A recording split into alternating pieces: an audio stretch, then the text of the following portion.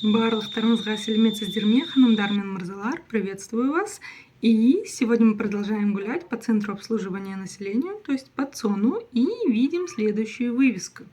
Өзіне өзі қызмет ету сектора. Сектор самообслуживания. Переводится это следующим образом, да.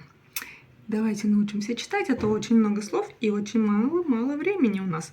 Итак, өзіне өзі. Как прочитать букву О? Как прочитать букву Ö, то есть букву О с черточкой посередине?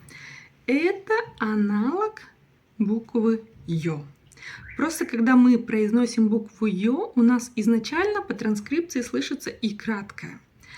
А как же прочитать именно букву Ö? На самом деле очень-очень просто. Произнесите слово пес. Вы ведь там не слышите Ё, вы же не слышите Ёс. Вы слышите именно Өс. Вот и все, вы ее научились читать. Без и краткой. Читаем дальше. Өзі.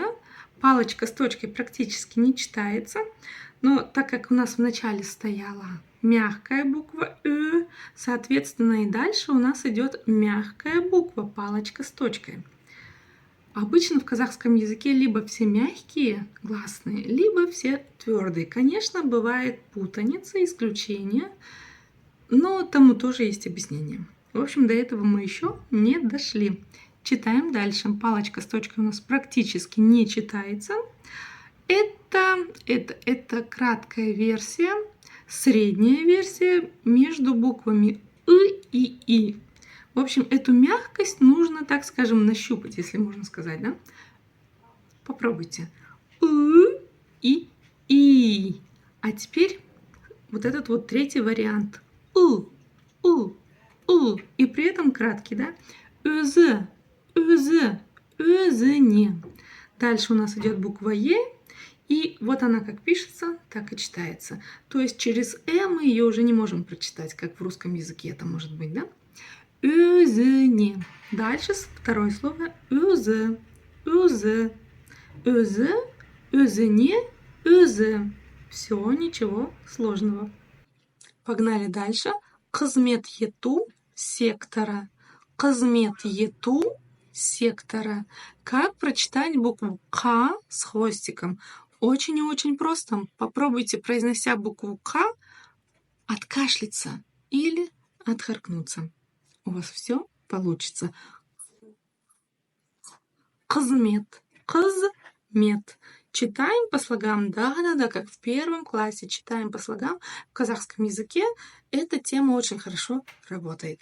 Қызмет. Қызмет. Просто буква читается кратко и практически не произносится.